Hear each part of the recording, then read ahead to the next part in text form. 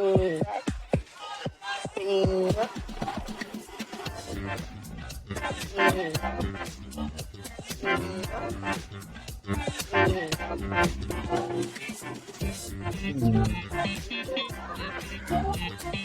right, welcome in to another Popcorn and Beers, where some use tomatoes and others use thumbs. We use the stuff that gets you drunk, and we would like to welcome you in again. So, it was a slow week for all of us. All of us had adult things going on, but we were still able to watch some things this week. Josh, you want to lead us off? Because you actually, as the guy that's like, I don't have a lot of time, got the most movies in this week. It was incredible. It was an incredible thing. But I watched Man on Fire. That's the Denzel movie of 2004. That was in a time. Didn't he have like three kind of back to back around that time period? There's one where those boats in Florida. Anyway, this one was really good. Boats and hoes. It was that's what it was called. I think was in the time. Deja vu. That's right. Yeah. Clearly, again, just like SWAT and whatever is a blueprint for like what's on TV today. Like there's a lot of hard cuts and like, where like they're doing a transition between scenes and they show all these quick shots, like really like agitating, high motion, like a heavy blue filter or orange, depending on the time, if it's day or night. Sometimes it was green. It's like a music video almost. Denzel, they're just trying to figure out their life. Yeah. See what Grain does, whatever. Denzel, I know he's received awards, probably a million, but he should be just go ahead and get his lifetime achievement and then shoot for a second one because he has so many more movies left in him. But just go ahead and give him the lifetime achievement, just so we'll have two eventually. The Little Things was his shot for that. The Little Things. I thought The Little Things, but it just ended up being not good. I've never heard of that. Oh, it's so slow, Josh. I think you would hate it, dude. It moves. Maybe. Go ahead, Jordan. The vibe of it, the creepiness, but it is very, very slow burning. And there's no payoff. Yeah, that's what sucks. There's like zero payoff. I just spent 2.5 hours. Yeah. It's just one of those really hard. It feels like they were very timid in what ending they were going to choose for it, and they kind of just chose a bland one to not oversell one thing and fail at it, I think it was their attempt to really drive home an Oscar for Denzel with that ending, and it just ended up making it bad. Sorry, Josh, go ahead. That's tough. Oh, dang. Well, it's really hard to digest a film that's difficult in this way or that way, but it never pays off. That's huge. Like The Accountant. Yeah. I don't know if you've seen that one with Matt Damon. Yeah. And it's not a great movie overall, but if it just would have a good payoff and it would have changed it. Ben Affleck. No, it's Matt Damon. No, it's no. Ben You're Affleck. thinking of not The Accountant. The one where he's like a schizophrenic and he's like in on this thing trying to uncover this. It was Matt Damon. The Accountant is Ben Affleck. No, that's the one where he's an assassin and stuff. I'm talking about that one. Yeah. Sorry. Okay, so I you're got talking about the talented. Are you talking about the talented Mr. Ripley? No, it was around 2007-ish, and it was like a huge bomb. Shit. Informationalist or something like that. But he just works at like a 9-to-5 office job, and like he has a schizophrenic manic attack where he thinks kind of like a Beautiful Mind situation. Like there's a big conspiracy. There never was one. Why can't I think of this movie? Because it was that bad. Like there was no payoff in the end. Anyway, back to Denzel. Nobody really does cold-blooded the way Denzel does. Like there's plenty of good cold-blooded killers in acting and stuff, but his version of it is so cool and so quick, and it just makes you tense up. The female lead who's helping, or what, Dakota? Who's the kid? Dakota Fanning's mom. Yeah. Dakota Fanning's mom is Rodna Mitchell. She's Australian, and I had to look her up just because her Southern accent's pretty on point. Southern American accent. She's from Australia. Lastly, the ending was really good. The movie was great. Dakota Fanning, of course, was good. Denzel killer. Christopher Walken for no reason. My only problem was the ending. It had a payoff. It was a good story, but it didn't end the way it should have. Because earlier in the film, Denzel puts a time bomb, up someone's anus, and then interrogates them, and then they blow up. Yeah, one of these. In the end, he has to deliver himself to the mob, and he knows he's gonna die, but he could have put another butt bomb in himself because he knew he was gonna die anyway. If the car at the end, when he's in the car with the mob, if that exploded right as the credits dropped, ooh, buddy. Yeah, but whatever. Cocaine balloon that shit. Every time you say butt bomb, I just know there's like a Taco Bell joke in there somewhere. I give Man on Fire a popcorn and 1, maybe 2, depending on how you're feeling that day. Okay. That was followed by Lethal Weapon Part 2. Really good, very dated. Oh boy.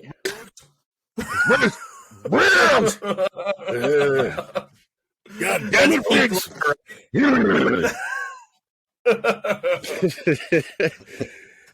it was really evident that Mel Gibson was Australian. His accent was awful.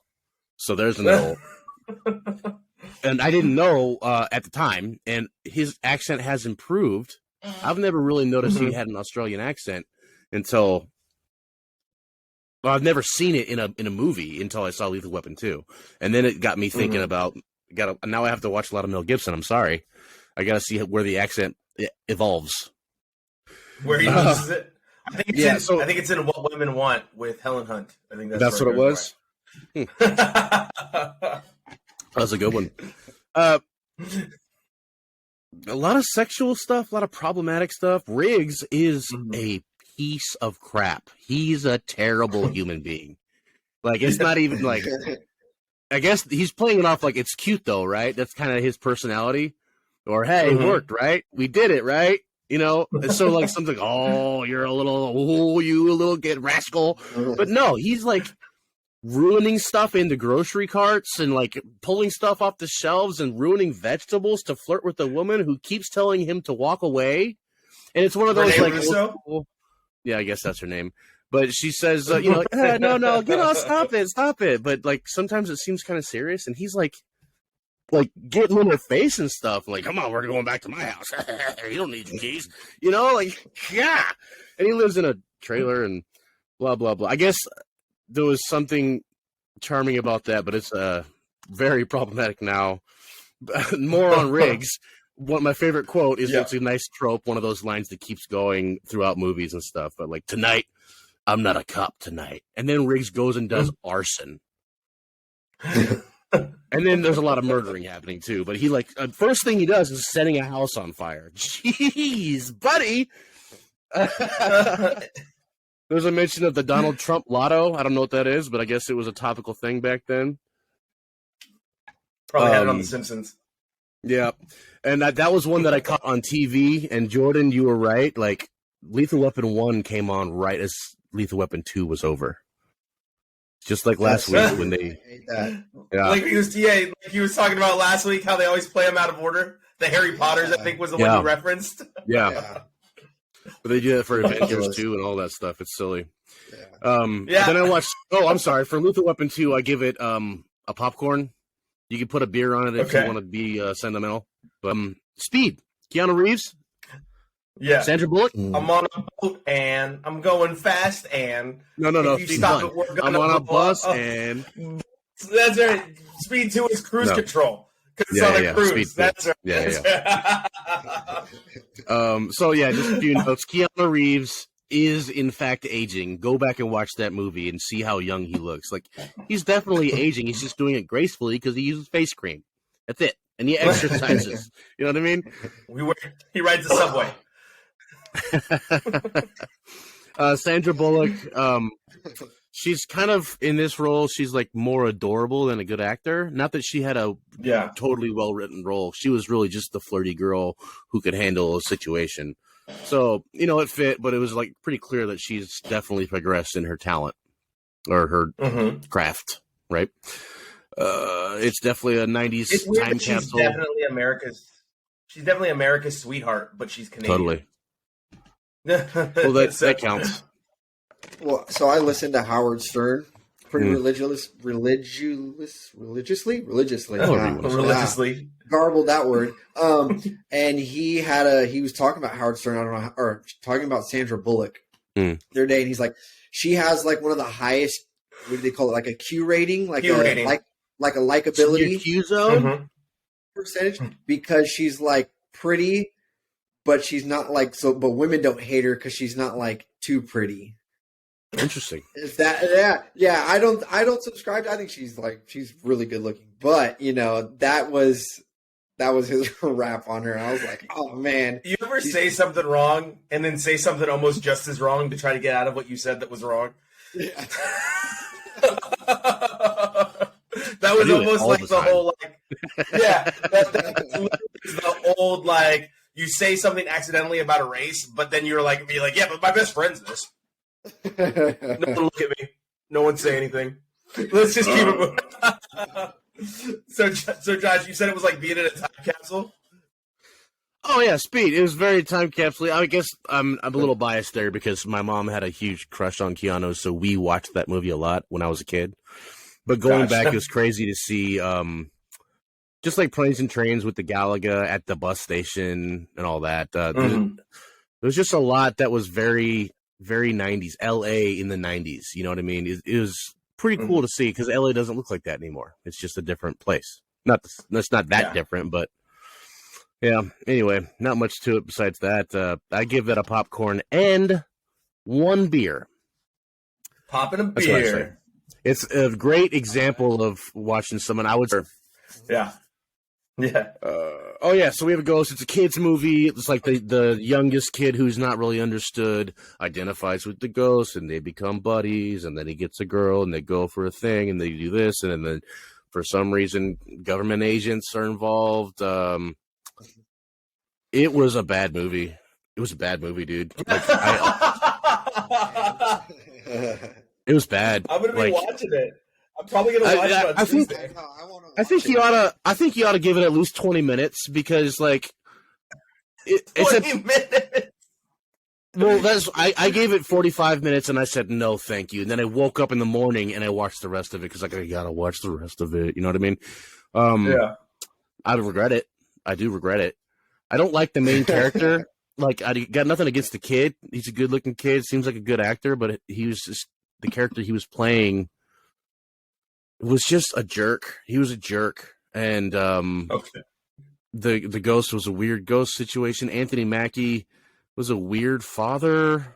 I don't know. It kind of felt like it was going one way, then it went another way, and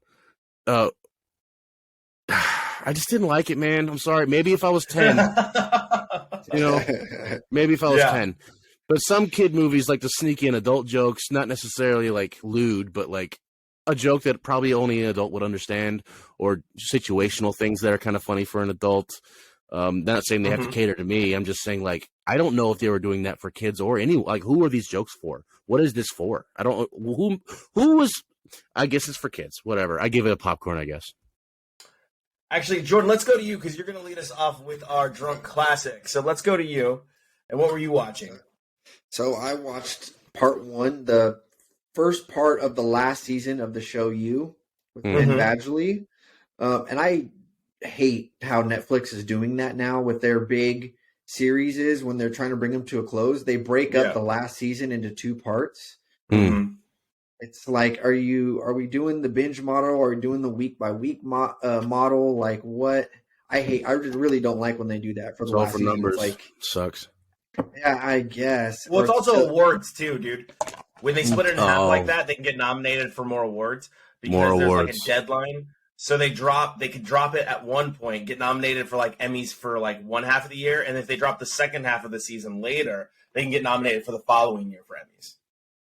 That's interesting too. That's what Better Call Saul did. That's why they broke their season in half, is they were trying to get an Emmy because apparently it's like one of the best shows on TV. I've never seen it because I really want to see it and I don't want to ruin it. I love Breaking Bad, but that's what they did. I mean, it's not even a spinoff. It's a prequel. Not Ozark. Yes. No. What are you doing right now? You said Saul. Better Sorry. Call. I was thinking about Ozark. I heard Ozark in my head because I really want to see Ozark too. That's a Oh, great show. dude, Ozark. And they also great. split up. They also split up their seasons. Yeah, they did. 100%. Sorry, Jordan. So anyway, you just wanted to note that you hate that. Oh yeah, I definitely do. Rewind. Everyone's favorite soccer story is on its farewell season. You get same old antics, but the change of scenery takes place in England, I believe. It's weird because they ended the last season and he's found some new girl that he's obsessed with and he follows her to France. But then they break into this season and they just completely go, oh, you know what? Pretty much the whole buildup of the last season into this season is totally irrelevant. We're going left with a hard left with this. And it was really dumb. I gotta say, okay. It was like what a waste of time the whole last season was. They probably should have ended it at the last season, to be honest. But the main character Joe at this point is completely unlikable. Mm-hmm. He's supposed to be he's a stalker, he's a murderer, he's this and that, but he's just one of those guys, those villain, protagonist, antagonist guys that's like charming and stuff. So you kind of like him, but at this point, his decisions are just so dumb, and he's getting in his own way that you're just like, man, I really want you to get caught. Like I want you to fail at this point in the show.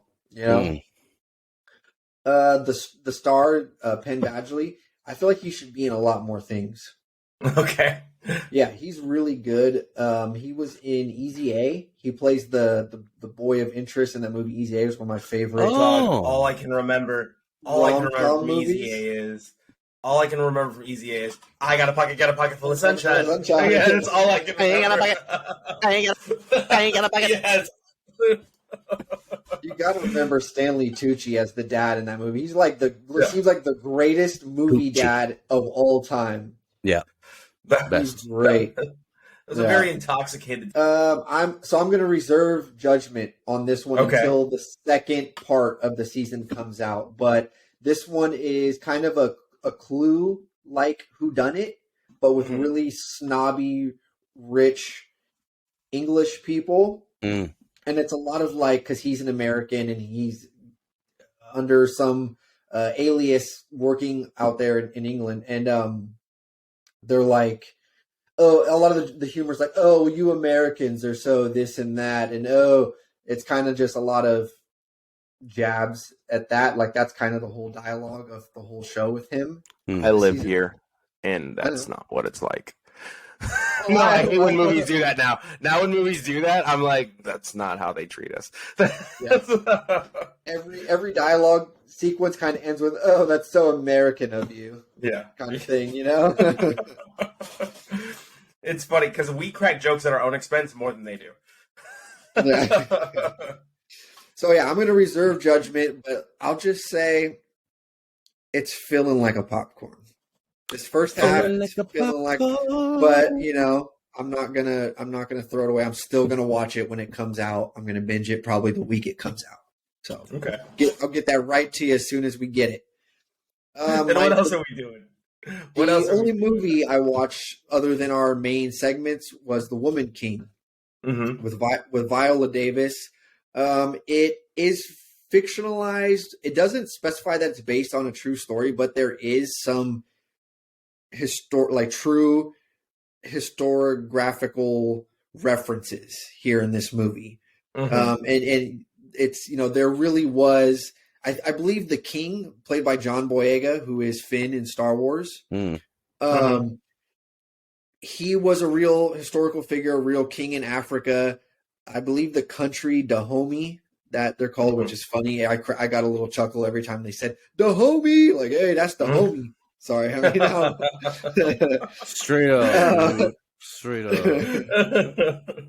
That's the homie.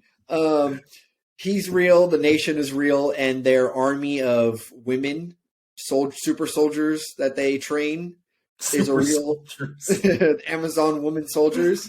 Yeah, is badass, and it made me think of that. Had to be the reference for the Dora Milaje I hope that's how you say it Probably. in Black Panther. Yeah, You know, Probably. they did a lot of research for that, for costuming and stuff. Mm-hmm. yeah, you could tell. The work went into it. Um, I feel these are the kinds of stories that need to be told. Even like the vague reference, like some of the history behind the movie, is something that you should learn. Like we should all know about. You know what I mean? Mm-hmm. Yeah. Like all you ever hear about Africa is the slave trade and all the really bad stuff. You know what I mean? Like you don't learn about the culture and the tradition and the strength and the resilience and all. You don't learn about those types of things. So this is like a really good movie that I feel like is a story, the type of movies that Hollywood should be, the stories we should be selling. Yeah, dude, that's a lot exactly. like The Harder They Fall. Like it's a totally I love that story, movie. but every character is a real person, and like you could just go nuts just looking up all the stories of these crazy historical black characters, black people, all throughout the Wild West. Like the actual life stories of these characters is incredible. After seeing this, like I'm waiting on a movie of like a Mansa Musa movie or Hippolyta. a Shaka Zulu. I just want to see Hippolyta. Or Shaka Zulu movie would be badass, dude. There's a lot of material there. There's an old show for Shaka Zulu. The Woman King, it was good. There's actually a better story about this that's based in reality. That was like a whole tribe of women in particular, not run by a king out of Africa. And it wasn't like the Amazons, but a lot of people say that this is probably what the Amazons, the lore of the Amazons came from. And it's like prior to the slave trade and prior to all that. It was just like a super strong female tribe in Africa. So, sorry, Jordan, go ahead. I don't want to cut off your review. I just no, it's great. Great acting from Viola Davis and John Boyega. They did really good in this movie.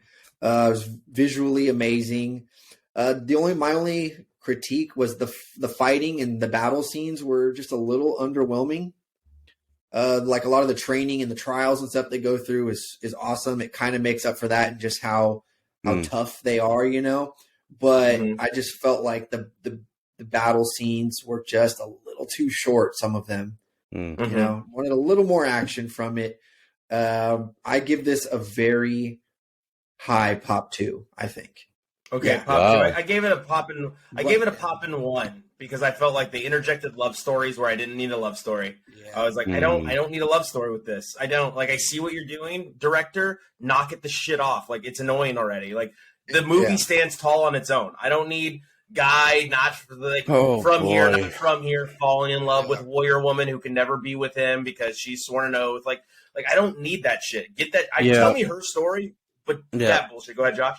It was so inconsequential. I was just jumping on you. Like, there's so many good reasons to throw in a love story. There's understanding and introductory stuff. But, like, it's just like everyone's clamoring over who Spider-Man's going to be in love with next in the movie. Like, can we give him one movie with no romantic lead? Like, just let him be Spider-Man for one movie. Why do we need a love story? We don't need to shove that crap in. Yeah. Yeah. And it's funny, too, because I was laughing at some scenes, Jordan, because it was a great movie, great story. And I only gave it a pop 1 because I was like, this is dumb. And also, why does John Boyega look like he's 12? Like, why does he look so young? And then, like, why is every Portuguese settler ripped? Like, there was just a couple Portuguese settler with, like, a beer belly. Yeah. He's like, yes. Just got out of my river bath in the middle of the African jungle. Look at how what weights were they lifting in 1500? Can someone tell me that? It's the Mediterranean diet, dog. The guy doesn't even walk. The main leader of the Portuguese people. You see them carrying him in that little hammock thing. Oh yeah, they carry him. But that was symbolism. I kind of dug that symbolism. He's like, he thinks he's so high above these people that he won't even walk through their forest. They're going to carry him through their forest. That symbolism I was fine with, but it was like, and then the second lead behind Viola, I can't remember that actress's name. She was super baby young, like baby face. The Izogi, that one, the one that kind of mentors the main girl. No, the main girl. Oh, the main girl. Yeah, I can't say it because I'm gonna spoil it, but you know who I'm talking about. Viola Davis. It was Thanos. She's hardest on. Yeah, I don't want to spoil it. It's too new. Still, we gotta wait till next year to spoil it. I will say this: if you think a character's a badass, hold on, they won't be around long. it'll be over quick, and you'll be like, damn. Something about this, just the studio was really worried about selling the movie with tough women, and they were just kind of scared of this plot for some reason. I don't know, and they felt like they needed to, they Hollywooded up, like they're all great actors. They're all great actors. They're all beautiful women, strong women. And I'm just like, shut up, Hollywood, already. Like, strong women are cool at this point. Like, get over it already. You male-dominated society. Like, sorry. Dude, we didn't get much time to talk about the Barbarian from Ant-Man 3, but Barbarian women, monster women, are coming into style in Hollywood. And she was the best. She was the best. It's just an animated movie. We talked about it in the production meeting. It was one that I didn't think was going to be good. And finally, I was like, I think it's pretty funny. And it was good. Lots of allegories about these bad boys, right? In it, like, hey, these are going to destroy your life. Hey, they're going to use, they're going to use consumerism to get you, and basically they're using the robot as a cell phone, is what they're doing. And Ron's gone wrong, and he basically shows you like, hey, we're so obsessed with our phones that we are forgetting to go outside and interact with other humans, and it's destroying the world.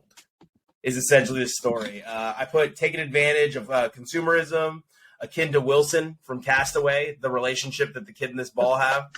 And then tech ruining personal connections for us all. Oddly enough, I also watched a documentary about online dating this morning.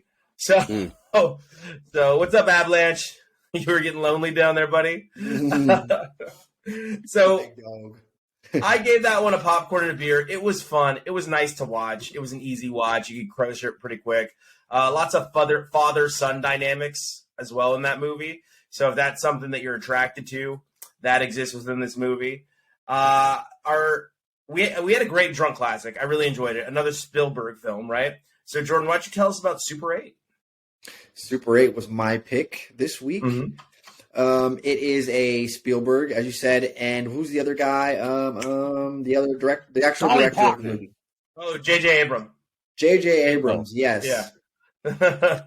But I feel like every generation or every decade or so, Steven Spielberg has to come out and remind you that he is the master of the alien visitor.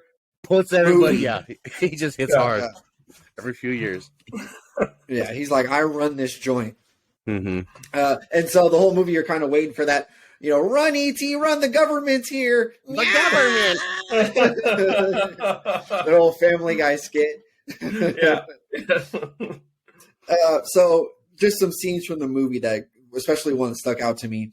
At the mother's funeral, sorry, old movie, spoiling it here, but not really because that's the beginning of the movie. The mother's funeral, the people there at the wake or whatever are talking about the dad, and they're like, "Oh man, I'm so worried about the kid. His mom was everything to him, and how's the dad gonna do?" And they're like, "Oh, don't worry, he'll step up." And someone replies to the dad, "But he's never had to be a father before." And it's like, and it's not like the mom was a housewife. She was working in a steel factory, and the kid's like 14. You're telling me in not 14 years of this child's life, he's ever had to be a dad before? I'm like this, and I looked it up. And I'm like, covering shifts apparently, and covering work shifts. like what period of time did this movie take place? I looked it up, and I think it was like 1979, so late 70s, early 80s. And I'm like, man, the bar was very low for fathers back then. Like even the best friend of the director kid's dad, he's like, hey, tell the kids to stop doing that to the mom. He's like standing right next to them. Hey, sure. Talking about Sully from Brooklyn Nine-Nine. It's the same actor that plays Sully. I was like, it's Sully. Yeah, I thought that part was pretty funny. Him and the kid butt heads. He's like, I'm going to tell you something. And I've never had to do this before. Like you've never had to talk to just have a conversation with your kid before. Like no wonder why he's kind of like, you know what I mean? Yeah. Like why can't you try to like ship him off to baseball camp? And he's like, that was weird as shit. That part was weird. And it seemed like it was for zero reason. He's like, I'm tired of you. He's like, we both need this right now. Yeah, I need you to both go need this. I need to get on Tinder. Wherever Tinder is in 1979. Yeah. What's VHS dating, video dating? Yeah, the yellow pages or white pages. So I had a feeling I wasn't gonna like this movie after not seeing it for about a decade. Mm-hmm. I thought I was gonna be a little bit disappointed. I thought the effects and everything would kind of maybe Yeah. become a little dated. But watching it again, it brought me back to like being, high school over the summer, junior high over the summer, over the breaks, making little video skits with friends with like an old, video camcorder and stuff. Being way before that, doing that was like, this weird, perversely overly monetized Mm-hmm. thing that any bozo with an iPhone could do. Yeah, it was weird. It was still like, well, yeah. Well, no, I'm saying now it's like any person can do it now, but back then it was like creative and it was a little more pure and it was fun. You know what I mean? Oh yeah, definitely. It just really brought me back to that time. Yeah. We were actually like trying to develop characters and scripts and scenes. You know what I mean? It wasn't just like, oh, here's me doing a dance and mouthing words to some weird other video. You know what I mean? This is me lip singing. Yeah. Okay, first thing I have to say about this video, like the stitches and stuff, yeah. Yeah. Sample of people, I feel like maybe 1 out of 10 have seen this movie for some reason. Even back when it came out, I was like, man, this movie's great. You got to see it. And I would tell people, and they'd be like, I think it took me a while to watch, in your defense, actually. I saw it in When it theaters, first but I came out. remember going like, why are we going to see this movie?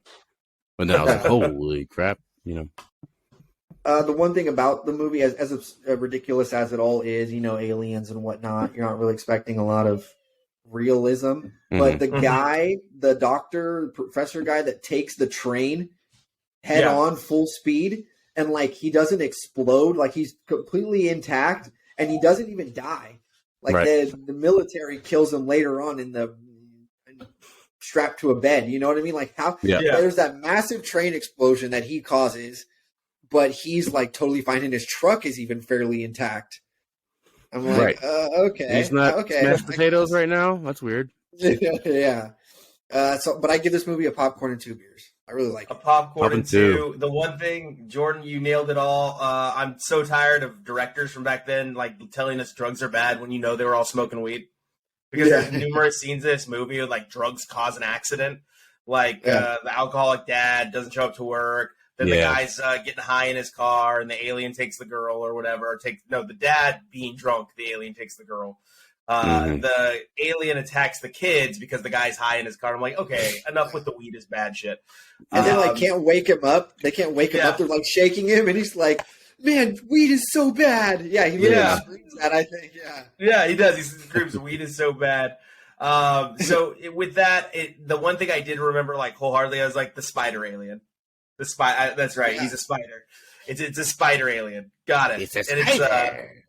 Yes, subterranean spider alien. So I gave it a pop and a beer as well. I gave it a 1 and 1. I even wrote that one down there. But a lot of your review was my same review. I dug it. I dug the female lead. I thought she was cool. I think she's still doing stuff. Actually, That's Dakota Fanning's little sister. Yeah, I think she just did like an indie movie just recently. Elle Fanning. Yeah, Elle Fanning. So she was solid. Josh, what'd you give it? Oh, I go pop in at 2, right? Like no debate. Pretty much the same review as you, but I just wanted to say like kudos to kids acting well, like this good child act or teenager acting. It's hard to find that in a movie. They really nailed it. Like not perfect, but the magical suburban life not everyone gets, but we all have bikes and we meet here and meet there and run all over town unsupervised. Yeah. Like, that's childhood I had most of the time. And sneak out of your window. Very nostalgia, even if you don't know what 1979 is like, because I sure don't, but it wasn't too far off from when I was a kid, here and there.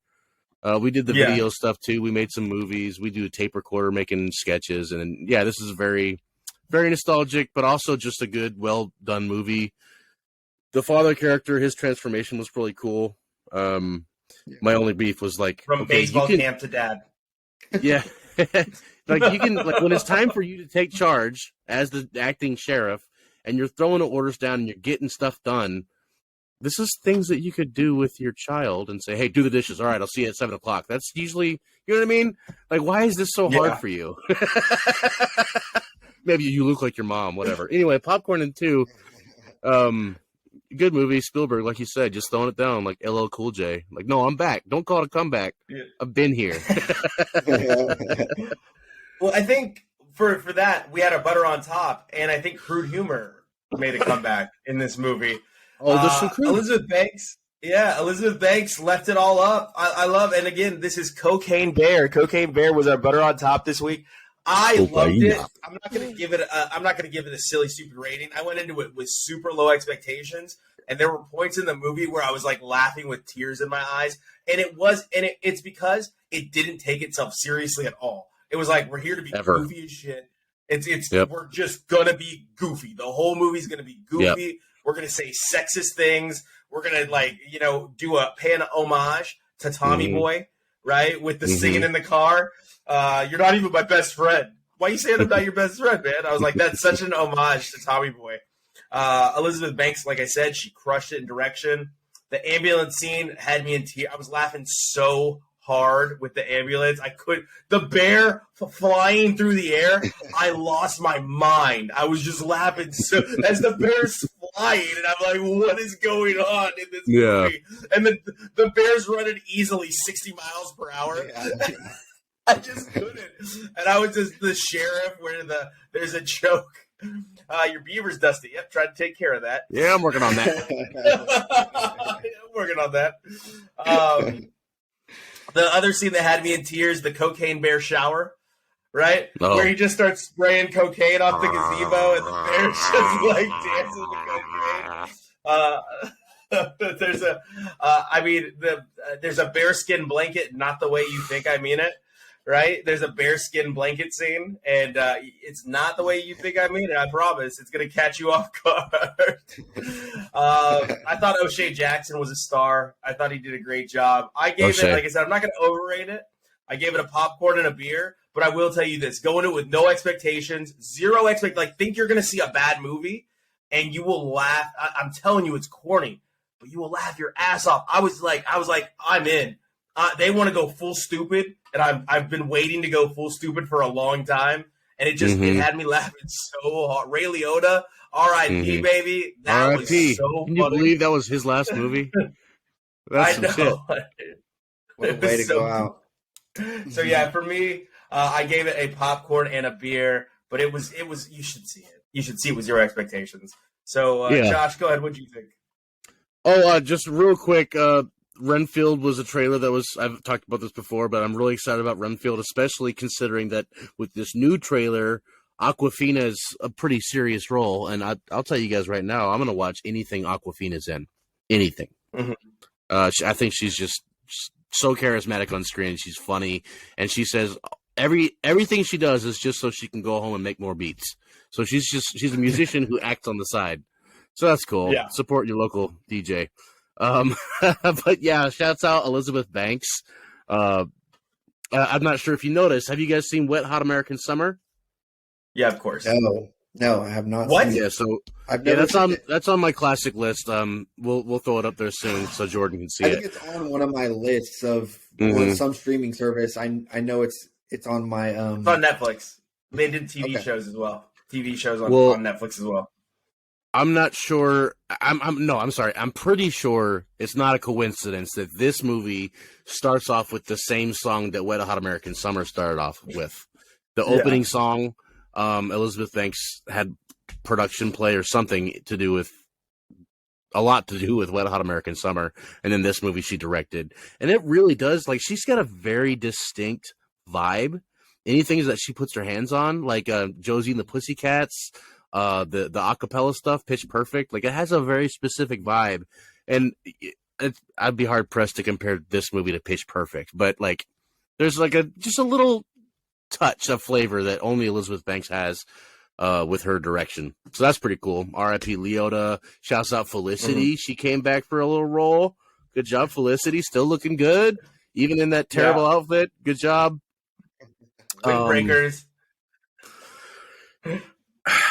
O'Shea, good job. My last thing is You know how like you are Fry with watching military movies. Sometimes you just can't take it because it's like, oh, doing that wrong, doing this wrong, and then like a cop. Yeah. We all know a cop's not going to watch a movie about cops or a TV show about cops because they're doing that wrong, Yeah. doing this wrong. They did cocaine wrong a lot in this. Okay, dead. The kids would be dead. That's all I'm going to say. They would be dead. So anyway, and then. I mean, the slight spoiler, but okay, the kids. Anyway, they didn't even show any signs of being high on 4 grams of cocaine. He's like, my throat tickles a little bit. Yeah. I think that was it. You're not like running 60 miles an hour or anything. Yeah.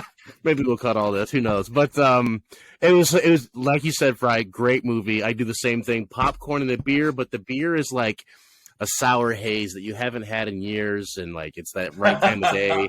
It's like, oh yeah, maybe I'll try it. Ooh, It was a good movie it's gruesome. It was funny, good stuff all around. It just got me. Go ahead, Jordan. I was not as high on this movie as you guys were. Like you guys said, R.I.P. Ray Liotta, Ice Cube Jr. was great in it. Yeah. And surprisingly, we all didn't know this. Josh, when did they cast you in the movie as the Swedish hiker guy? She was my wife and she was beautiful. She was beautiful. I saw her and I was like, I want her to have children with me. We put on my glasses, yeah. Oh, sweet. What a juxtaposition, too, by the way. What a juxtaposition from what he played in Game of Thrones, right? Giant's Bane, right? It was crazy. Yeah, he was one of the winter people, like the big, huge, burly, the baddest dude, besides maybe the Hound. Yeah. Sorry, George, go ahead. It was exactly what I expected it to be, but I felt like it didn't lean all the way into being a comedy. Like it was just trying to be corny and just kind of dumb funny, but I felt like there wasn't enough just smart crafted humor in it. You know what I mean? None. It was all hit you in the face with a joke. An arm flies across the screen. What? Is that someone's brains on me? It was. It felt. What's the word? Like when they come up with it on the spot. Sorry, there's a word for that. It felt improvised. Improvised, yes. Okay. The humor kind of felt improvised, like they took a lot of takes and just went, "Oh, that was the funniest delivery of that line. We'll go with that." It could have been it was a short movie, but I feel like it could have been even about 15 minutes shorter. Agreed. Mm-hmm. Yep. There's that weird part. They kind of jump around between the different subplots going on a little, and it was kind of clunky how they did that. And there's like a part where they flash back to the drug guys. Yeah. And there's a weird flashback where they see someone eaten by the bear. And then it goes back to them like, oh, remember what they did to that hiker? And then, oh, he's dead. And then it's just like, they didn't even need to do that. Like they all know what's going on. They've seen the bear in action. Why did they need that? Yeah. There's just some stuff that was unnecessary that just could have been cut out. I like how the detective, the guy from The Wire, known for his that guy. Every time I see him, that's immediately what I think of. But I like how he was able to climb up a tree and not climb up the gazebo. He was able to climb up a tree, jump from a tree to the gazebo, but wasn't able to jump down from the gazebo. That scene had me rolling too. I was laughing my ass off when he was looking for a way down. I was laughing so hard. I was dying. I was like, this is so good. But like if I was 25, I would have just hopped right down. But I saw myself through his eyes because I'm getting older too. Like I'm not sure if I could jump off a gazebo. And they're having that weird standoff. Him and Ice Cube's son, O'Shea, having that weird standoff where he's just standing under the gazebo. Yeah. I'm like, dude, why aren't you like shooting up at him or doing any? Like they're kind of just like, oh, time out. Let me go see if the bear is alive. Yeah. I don't understand why the female cop was involved at all. I'm not going to go into. I don't want to spoil anything. about that, but I just don't see why her character was involved at all. Yeah. Yeah, that's weird. It didn't make any sense. The kind Good of point. twist about her. She just sure had was pretty, no though. effect on the story at all. Oh, yeah, definitely. Just a little bit of eye candy. That's a good enough reason. Sure was pretty. There's two credit scenes that you don't have to stick around too long for. They're pretty quick after the movie ends. Oh, They're silly. Yeah, nothing too pertinent, but they were silly, and I'm glad I caught them. More cocaine. The movie, the movie didn't make me laugh kind of out loud at any of the deliberate humor. It was more me laughing at kind of maybe the uncomfortableness of some of the scenes, or just the like ridiculousness, like the bear diving at the ambulance. Like, yeah, that got me like a oh my god kind of laugh. Sorry, I was just there was so many moments like that. It didn't make me scared. I didn't feel any tension. It didn't even make me want to do cocaine, for that matter. It was because they were doing it wrong. It did make me want to go out and see some nature, though. It made me want to go out for a hike. Totally, a lot of the scenery was great. Yeah, I remember honestly thinking like I should be a ranger. This movie could have been a real huge cult classic, but it just didn't deliver in a few ways. I just felt a little sad for what this movie could have been when I walked out. Like, man, the concept was so absurd, and it could have been really great, but it didn't get there for me. I give it a popcorn and a Coca-Cola. Coca-Cola, get it? So that wraps it up. We're going to leave you with our butter on top for next week is going to be Creed 3. The surprise choice for Drunk Classic will be Beverly Hills Cop. Beverly Hills Cop with Eddie Murphy. Ahmed! Yeah, thank you. That's good. Banana in a tailpipe. So we're going to go with that one. We're going to revisit one of Eddie Murphy's best movies, in my opinion. And that is an honor because I heard Beverly Hills Cop 4 is finally being written. So it's finally being written. He's ready to do it. So hopefully different all writers. Of that in England for bringing me Beavertown Gamma Ray American Pale Ale for this episode. I want to shout him out. That's what we were drinking. And as always, we're going to see you at the movies. Bring your popcorn and bring your beers.